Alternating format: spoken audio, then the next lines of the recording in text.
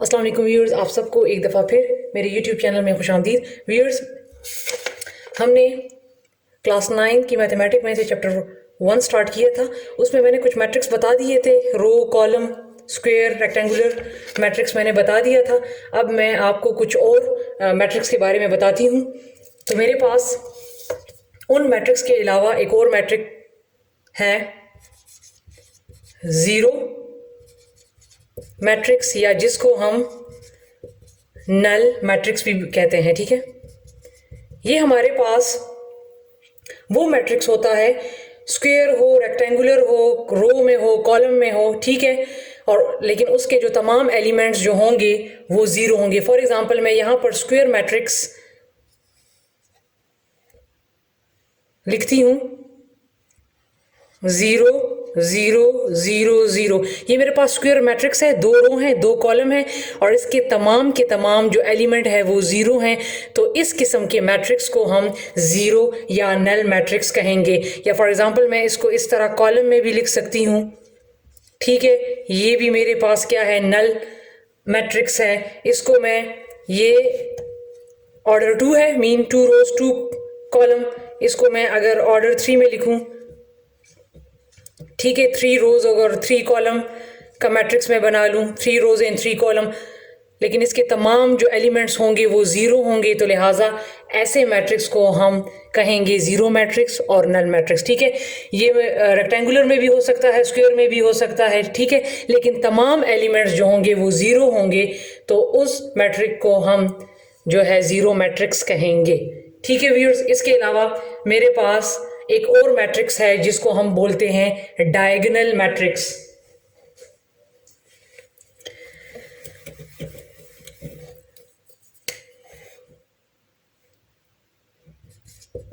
Diagonal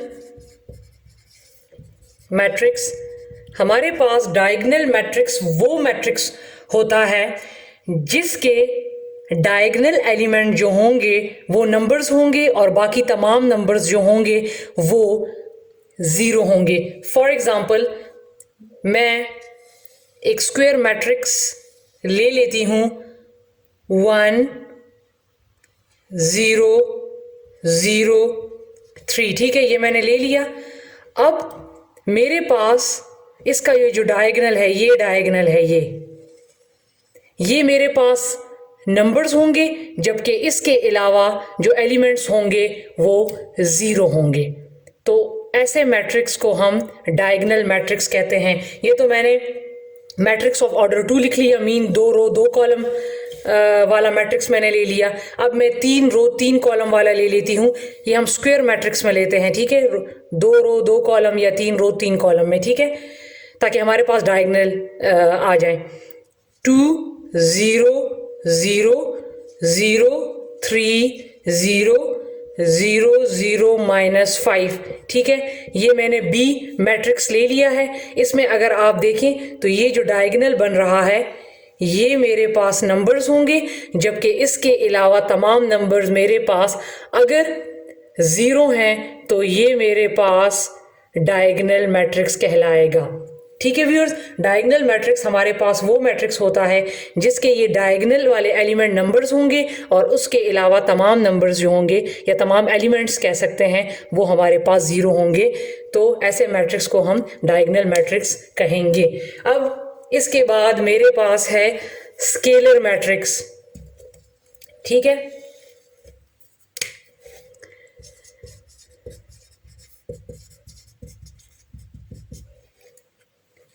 scalar matrix हमारे पास वो matrix होता है जिसके डायगोनल एलिमेंट्स जो होंगे वो सेम होंगे और बाकी ज़ीरो होंगे। डायगोनल मैट्रिक्स में क्या था कि डायगोनल एलिमेंट्स जो थे वो नंबर्स थे, कोई भी नंबर्स 1 2 3 4, जबकि और एलिमेंट ज़ीरो थे। लेकिन स्केलर मैट्रिक्स और में डायगोनल और स्केलर मैट्रिक्स में डिफरेंस सिर्फ इतना होगा कि फॉर एग्जांपल मैं ये स्क्वायर मैट्रिक्स ले लेती हूँ 1 0 0 1, तो इसके ये जो डायगोनल एलिमेंट्स हैं ये सेम होंगे। मीन अगर यहाँ 1 है तो यहाँ भी 1 होगा, यहाँ 2 है तो यहाँ भी 2 होगा, और बाकी जो होंगे वो ज़ीरो होंगे। ठीक है। डायगोनल मैट्रिक्स में ये वाले नंबर्स जो थे वो 1 2 3 कोई भी हो सकते हैं, लेकिन स्केलर मैट्रिक्स में ये वाले डायगोनल जो एलिमेंट्स हैं, ये वाले एलिमेंट्स ये सेम होंगे और बाकी ज़ीरो होंगे। ये मैंने ऑर्डर 2 में ले लिया, 2 रोज 2 कॉलम में ले लिया। अब मैं इसको 3 रोज 3 कॉलम में ले लेती हूँ। 7 0 0 0 7 0 0 0 7। तो आप देख सकते हैं ये जो एलिमेंट्स हैं, ये मेन डायगोनल वाले ये सेम होंगे और बाकी जो होंगे वो ज़ीरो होंगे। तो ऐसा मैट्रिक्स हमारे पास स्केलर मैट्रिक्स कहलाएगा। ठीक है व्यूअर्स। इसके अलावा हमारे पास एक और मैट्रिक्स है, आइडेंटिटी मैट्रिक्स। आइडेंटिटी मैट्रिक्स हमारे पास वो मैट्रिक्स होता है जिसमें डायगोनल जो मेन डायगोनल एलिमेंट होंगे वो 1 होगा। ठीक है, 1 0 0 1 ये हमारे पास होगा। जितने भी यहाँ पर नंबर्स होंगे वो हमारे पास 1 होंगे, 1 के अलावा और कोई नहीं होंगे। ठीक है, जो मैंने भी थोड़ी देर पहले स्केलर का बताया, तो स्केलर में अगर यहाँ पर 1 है तो यहाँ पर भी 1 होगा, अगर यहाँ पर 2 है तो यहाँ पर भी 2 होगा। लेकिन आइडेंटिटी में हमारे पास ये जो मेन डायगोनल वाले एलिमेंट्स हैं ये 1 ही होंगे, बेशक वो 2 ऑर्डर में हो या 3 ऑर्डर में हो। अगर मैं यहाँ भी लिख लूँ 3 ऑर्डर में 1 0 0 0 1 0 और 0 0 1, बाकी तमाम 0 होंगे और ये जो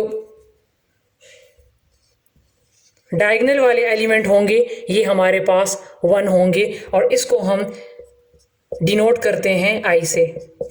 ठीक है, मैं एक बात बताना भूल गई कि हम नल या ज़ीरो मैट्रिक्स को हम ओ से डिनोट करते हैं। ठीक है, और आइडेंटिटी मैट्रिक्स को हम आई से डिनोट करते हैं। ठीक है, इसके अलावा और जितने मैट्रिक्स हैं उनको हम ए बी नाम दे देते हैं, लेकिन आइडेंटिटी आई से डिनोट करते हैं और नल या ज़ीरो मैट्रिक्स को जो है वो हम ओ से डिनोट करते हैं। ठीक है व्यूअर्स, अब इसके अलावा हमारे पास आता है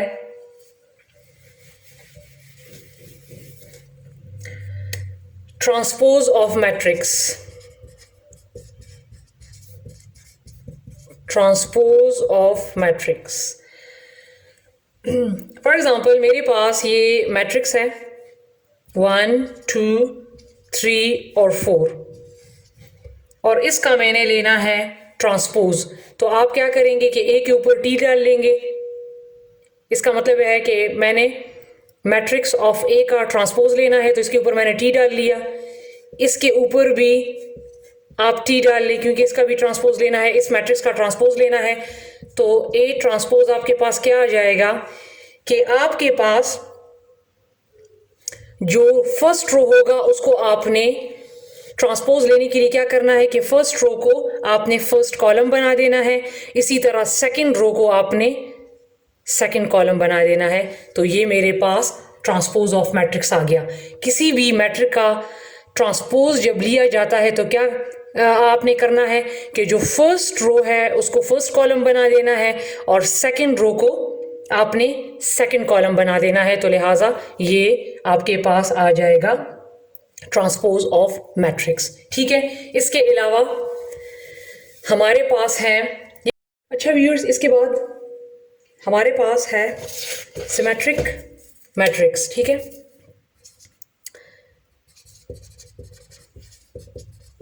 सिमेट्रिक मैट्रिक्स, हमारे पास सिमेट्रिक मैट्रिक्स वो मैट्रिक्स होता है कि अगर हम कोई मैट्रिक्स ले लें, स्क्वायर मैट्रिक्स ले लें, मैट्रिक्स ए ले लें, मैट्रिक्स बी ले लें, ठीक है, और उसका ट्रांसपोज ले लें और वो अपने ओरिजिनल मैट्रिक्स के बराबर आ जाए। फॉर एग्जांपल अगर हमारे पास ये मैट्रिक्स है 1 2 2 एंड 4, अगर इसका मैं ट्रांसपोज ले लूं, ठीक है, और अगर वो बराबर आ जाता है इसी एक्चुअल मैट्रिक्स ए के बराबर, तो लिहाजा ये मेरे पास सिमेट्रिक मैट्रिक्स कहलाएगा। ठीक है व्यूअर्स, ये मेरे पास मैट्रिक्स ए है।